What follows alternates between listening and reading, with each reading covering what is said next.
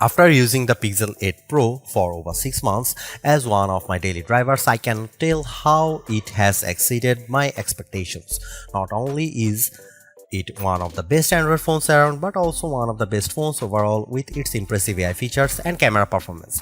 That's why I am eager to test its successors, the Pixel 9 Pro and Pixel 9 Pro XL.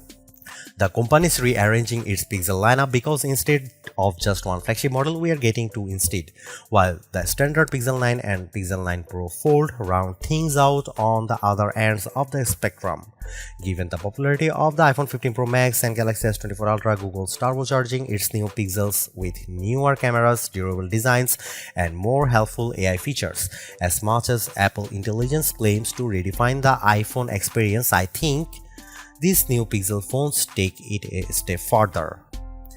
In my Pixel 9 Pro and 9 Pro XL hands-on, I will explain the main differences between the two as well as sharing my early impressions to see if they are worth the money. Just as a reminder, the Pixel 8 Pro launched at $100 more than its predecessor last year with its $999 starting cost, and that's for a phone with a 6.7-inch display. That's why the Pixel 9 Pro XL is regarded as its true successor because of its 6.8-inch display, whereas the Pixel 9 Pro has a smaller 6.3-inch one. Unfortunately, Google's also marking up the prices of its new Pixels.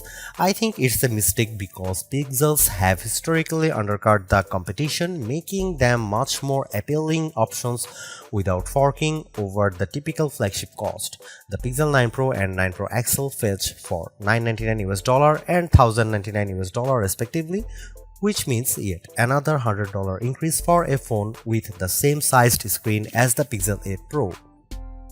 Pixel 9 Pro and 9 Pro XL pre-orders are available right now with 4 color options to choose from: Obsidian, Porcelain, Hazel, and Rose Quartz.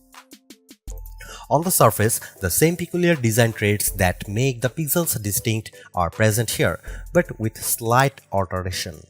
Most notably, I like the redesigned camera bar on the back of both phones, which now is an elongated pill-shaped protrusion as opposed to edge-to-edge one in past devices.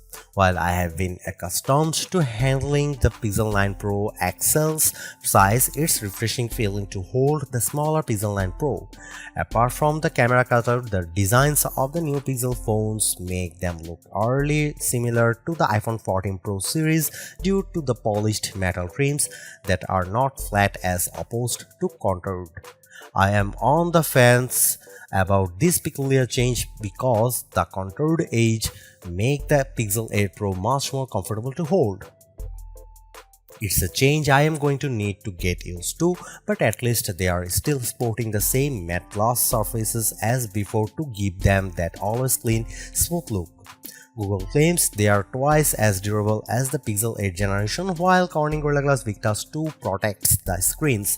I also like the 4 color options they are available in, especially Rose Quartz with its subtle amount of saturation. One of the biggest areas Google improved on was the introduction of its actual displays with last year's Pixel 8 lineup, which I point out in my Pixel 8 Pro review.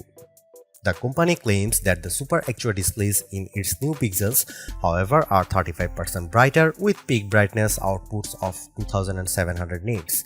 They are ambitious claims for the 6.3 and 6.8-inch displays of Pixel 9 Pro and 9 Pro XL, but given how the Pixel 8 Pro realistically peaks at 1526 nits, I'd be happy if it manages to exceed 1600 in our benchmark testing. I pulled up a couple of 4K HDR videos on YouTube on both phones and I'm glad to report that they are just as lovely as ever, complete with wide viewing angles and deep colors that catch my attention. Google's unintentionally putting itself in a bind with this year's Pixels because of the price hike for the larger Pixel 9 Pro XL. It's hard to tell right now if the $100 increase is justified by its new AI features, so I think it will ultimately come down to how well these flagships perform in all the usual categories. On the flip side, however, I have to applaud Google for giving its smaller phone the same amount of love by keeping the same set of cameras mount with the pricier Pixel Pixel 9 Pro XL. In fact, it's a front runner for those who prefer smaller phones. These phones kick off the upcoming holiday season, so they can't afford to come up short knowing that the iPhone 16 is right around the corner. They need to set the bar high or face being written off by competing device between now and the end of the year. I know that price hikes are inevitable, but these pixels need to overperform in order to stay relevant and remain competitive.